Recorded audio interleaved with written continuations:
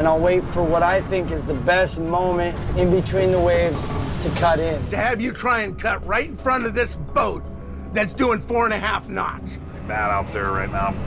I'm not gonna hurt nobody to get an extra 10 ponds. Just now, in the dark depths of the northern seas, the crew of the Wizard found themselves in a terrifying standoff, miles from any land. As fuel ran low and the storm intensified, the captain's sharp commands cut through the howling wind, urging his crew to face dangerous operations. But can they navigate through what lies ahead, especially with the super typhoon Nori looming on the horizon? Prepare yourself as we venture into the storm, where each revelation pushes the boundaries of what you thought possible. Maritime nightmare beyond the horizon.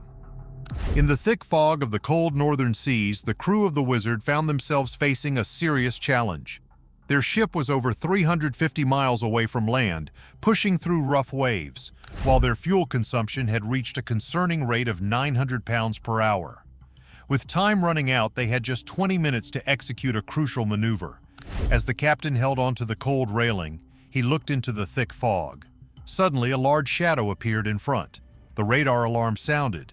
They were not only battling the sea, but something huge was moving under the water, waking up from a long sleep. As the team braced for the task ahead, tension filled the air. The silence was broken by the captain's calm yet urgent orders, signaling the beginning of a difficult operation. They knew precision was key. One crew member couldn't help but express disbelief at the situation, realizing how critical the upcoming task was. However, their attempt to secure the catch quickly turned dangerous when the machinery suddenly stopped working mid-operation. The hydraulic system, essential for lifting the heavy pot, malfunctioned.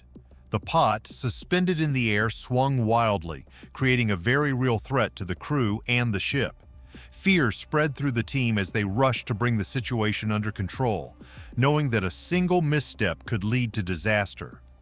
In the middle of the chaos, hydraulic oil began to spill across the deck, making the surface slippery and hazardous. The ship rocked violently as the storm intensified, further complicating the situation. The captain, understanding how critical things had become, quickly shifted to the backup power system in an attempt to regain control. Unfortunately, the damage to the ship was severe. A crucial seal in the hydraulic system had broken, spraying oil over the generator. This caused a short circuit, leaving the ship without power and casting the crew into total darkness. Despite their nerves, the crew stayed focused, following the captain's firm orders to secure the deck and assess the damage. Down below, the engine room was a scene of frantic activity as they worked to clean the oil-covered generator and replace essential filters. The team knew that restoring power was their only hope of stabilizing the ship and getting back on track. After what felt like an eternity, the backup generator finally began to hum back to life. The crew quickly replaced the broken hydraulic seal, hoping it would hold. It was hard to believe that a small part, costing less than $100, had become the key to saving their multi-million-dollar operation. With the tension rising, the captain took a deep breath and restarted the generator, silently willing it to work. The lights flickered back on and the crew erupted in relieved cheers. Auxiliary for hydraulics. We gotta get this gear on. Last thing we need is problems. The generator had been restored and the new seal was holding strong. The immediate crisis was over, and for the first time in hours, the crew allowed themselves to feel a sense of relief. They wouldn't need to make the costly and time-consuming trip back to port for repairs. However, they knew time was still working against them, as much of their crab catch remained in the water. Now, with the ship once again steady and systems back online, the crew of the Wizard faced the daunting task of catching up on the lost time. Though tired, they were buoyed by their small victory. Still, the journey was far from over, and they knew that the unpredictable waters of the Northern Sea had more challenges in store. For now, they have overcome one hurdle, but the future remains uncertain. As the ocean roared loudly, huge waves crashed against the boat, threatening to cause chaos with every hit. Pots that had been tied down tightly were now sliding across the deck. Their ropes snapped, creating loud, clanging noises as metal hit wood. Amid this chaos, one crew member realized how bad their situation was as everything on board slid uncontrollably. The family on the boat was tense, holding on to anything solid as the boat moved forward at just 1 knot, struggling against the strong ocean currents. Desperation filled the air, pushing the boat on, hoping for any sign of progress. Quiet prayers were whispered for strength, hoping they could make it past the ridge that seemed to be getting closer. Slowly, the storm began to calm down. The waves hit the boat with less force, giving them a small sense of hope that they might escape the worst of the storm. Feeling a sense of urgency, they pushed the boat to full speed, eager to leave the terrifying storm behind. For a moment, they felt relief, but the reality of how risky their journey had been stayed with them, reminding them that they weren't out of danger yet. But the worst was still ahead. On the horizon, they could see the huge super typhoon Nori, a powerful storm that would soon make the sea even more dangerous. Captain Sig Hansen gathered his crew for one final push to bring in their crab pots before the storm hit. As the storm grew stronger, the captain watched the waves rise higher, making everything more difficult and dangerous.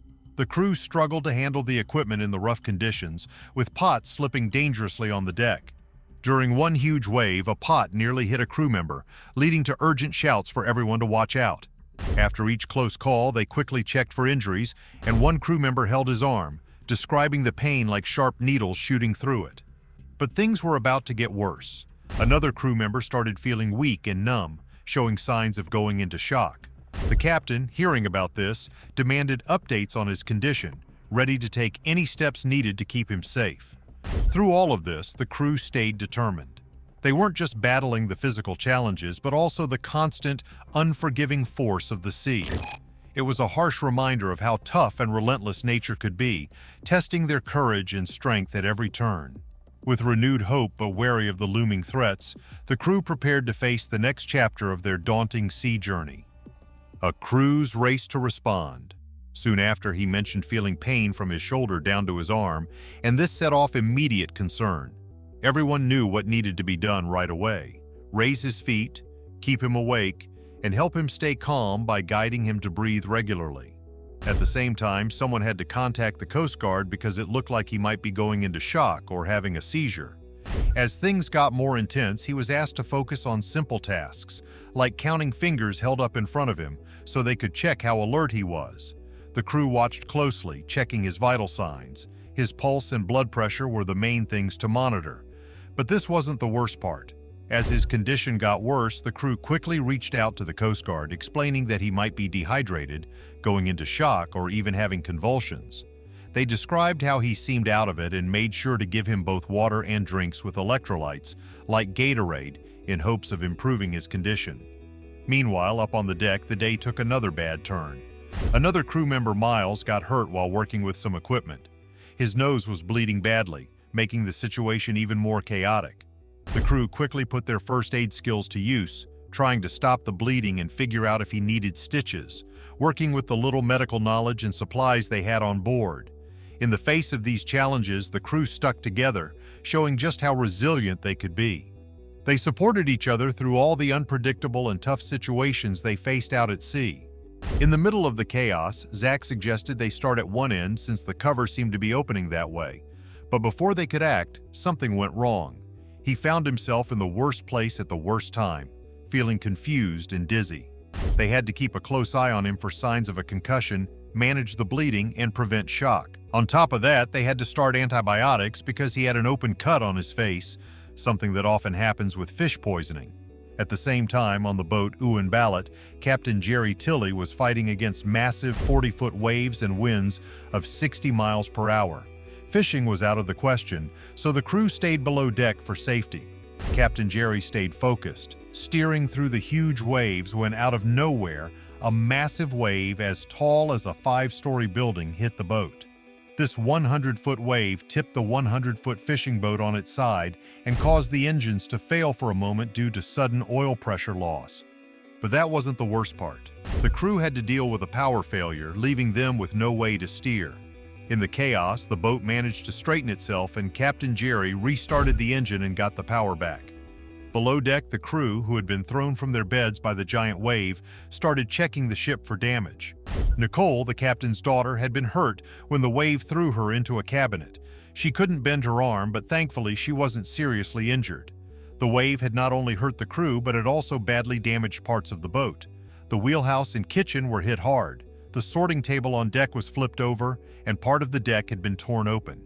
Meanwhile, north of Dutch Harbor, another boat, Time Bandit, was heading into freezing waters and rough seas. The crew saw another fisherman in a dangerous spot, trying to secure some equipment on deck as giant waves crashed around him. He was way too close to the water, and the Time Bandit crew was nervous, finishing their shift with deep worry about his safety. The boat rocked violently, and the man grabbed onto the rails, almost touching the freezing water. Then he disappeared. But the danger wasn't over yet. The Time Bandit crew quickly jumped into action. They raced to throw him a life ring while the captain, Jonathan, carefully steered closer to save him from the icy sea. As the boat returns to help the struggling fishermen, the crew quickly jumps into action, pulling the men from the freezing water. The skipper, with a mix of urgency and relief, radios to confirm that they've successfully rescued everyone. One of the men is in shock but awake, though his voice is shaky, but the danger isn't over yet. Josh, clearly shaken by what happened, is at risk of hypothermia because his limbs are numb. The crew knows they need to warm him up slowly to avoid sending him into shock. They carefully remove his wetsuit and move him to a warmer part of the boat. Josh, still trying to make sense of what happened, starts to talk about how he fell into the water.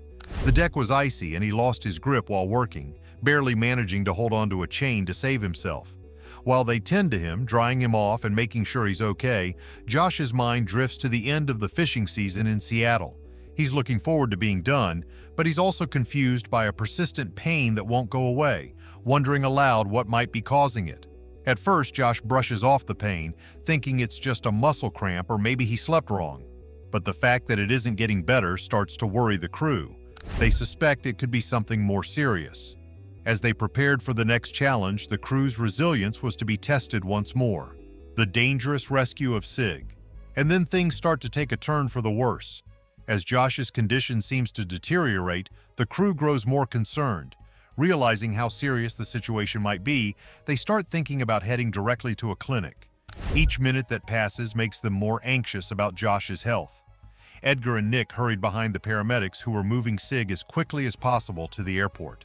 Time was running out, and they needed to arrange a medical evacuation because the local clinic wasn't prepared for such a serious situation. The sense of urgency was clear.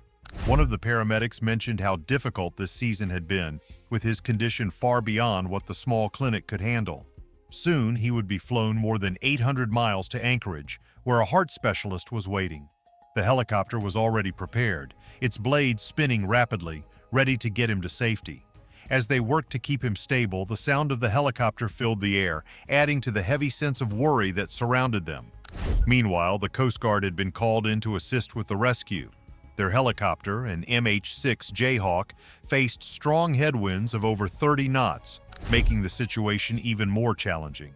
The crew had a short window to complete the mission, only 20 minutes to lower a rescue swimmer, secure him, and get him into the helicopter before they would run low on fuel. The ship's deck was rocking violently as waves crashed against it. The rough seas made it difficult for the crew to stay steady, and each wave brought the risk of delaying the operation. Someone shouted to be heard over the roaring wind as the pressure of the situation grew. Every second counted, and it felt like the weather was working against them. But this wasn't the most challenging part. A massive wave suddenly rose, threatening to disrupt the entire mission. The crew watched in disbelief as the towering water nearly stopped them in their tracks. The pilot, however, managed to keep control of the helicopter, steering it through the turbulent air. Below, the rescue team prepared for a difficult extraction, knowing they were pushing the limits of safety. As the helicopter hovered above the deck, the Coast Guard communicated with careful precision. The situation was tense, and they knew that if the weather got any worse, they would have no choice but to abort the rescue. Their fuel reserves were running low, and time was slipping away faster than they had planned.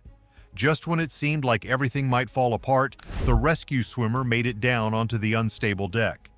It was a moment of skill and bravery, and everyone watching felt a mix of relief and amazement as the swimmer landed amidst the chaos.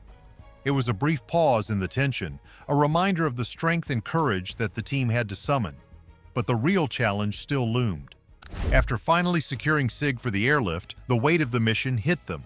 One of the team members couldn't help but reflect on how it felt like they were living through a scene from a movie. but the danger they were in was all too real.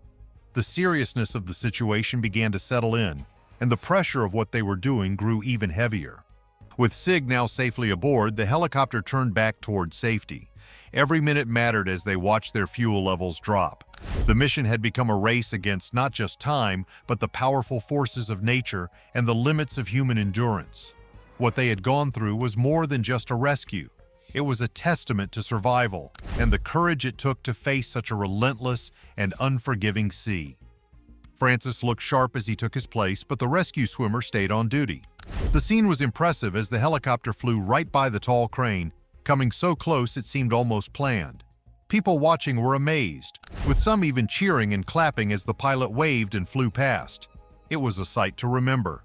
Meanwhile, inside the helicopter, everyone was starting to worry about Francis. He was clearly in pain, but he tried his best to move and stay warm even though the weather was rough. A splash of cold water from the co-pilot's actions soaked his sleeping bag, but Francis appreciated how hard the crew was working to keep him safe. The rescue team wasn't slowing down, and this mission was turning out to be one of their toughest yet. Everyone knew how serious things were, and they stayed focused. The team leader, who was clearly impressed by how skilled the pilot was and how well the crew worked together, shared his gratitude over the radio. Francis was in good hands, and the helicopter was already on its way back to Dutch Harbor. They had plenty of fuel left, showing how efficient and quick the team had been. Together, under all that pressure, their work was truly heroic. As they flew back, the team knew there were still challenges ahead. Did you feel the icy thrill of the northern seas with the crew of the Wizard? What's next for them as they face the looming super typhoon Nori? Like, subscribe, and share your predictions below.